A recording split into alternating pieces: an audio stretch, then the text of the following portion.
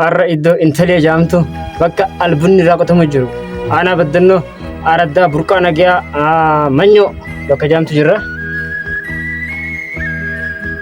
Jalqaba aanaa baddannoo araddaa burqaa nagayaa iddoo waan kana jaamtu jirra. Fedhii uummataatiin isa kana irratti ijaaramne bara 2014 jechuudha. Akkasii ijaaramne bakka tana jirra. Namoonni wajjin ijaaramne akka ijaaramuuf nu kakaase Jamaal Karijama. Sababa saniin namoota 16 ijaaramne asiin jirra.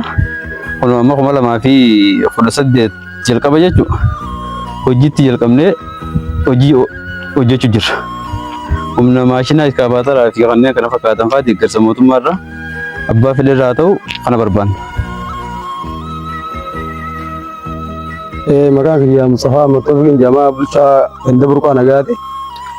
Iddoon jiru tuni iddoo intallee jedhamtu Burqaa Nagaa keessaa iddoo albunni itti argamu waldaa keenya bara 2014 asirratti ijaaramanii meeshaalee dhabuudhaan hedduu turanii bara kana 2017 kana keessa meeshaa deeggarsaa xiqqoo tokko argatanii sinumarraa eegalanii hamma kana qotanii iddoo kanarratti immoo wanti jiru akka araddaa keenyatti illee wanni kun bakka guddoo jira.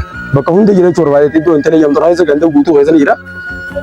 Araddaa guutuu keessa jechuudha. Maaliif wanti meeshaa isa kanaan qorannee baafnuu hin qabnu meeshaa iddoo inni kun fagoo jira iddoo jira adda baasuu hin jiru meeshaa inni kun albuudaa kun dhagaa jiru adda baasuu illee hin qabnu bakka kanarratti illee silaa deeggarsa nu godhamee ni barbaanna. Godamee keessa yaanee bakka tana keenya jedhan. Iddoo inni jiru akkatti oowwa. Hedduu gaffa godha. Iddoo inni jiru oowwusaa haalaan kan uffata jira. Goda keessa jirra baay'ee wayi. Dhugaa dubbachuudhaaf iddoon baay'ee nama sodaachifti. Bakka albuudaa immoo nama sodaachisaa wantoota jalaa hin hafani. Sanumaaf jala seennee ilaaluu jirra. Hanga xumuraatti kan waliin daawwannu ta'an faana tura. Qirsii kana bartan. Inni kun ka'umsa albuudaa achirraa ka'e jechuudha.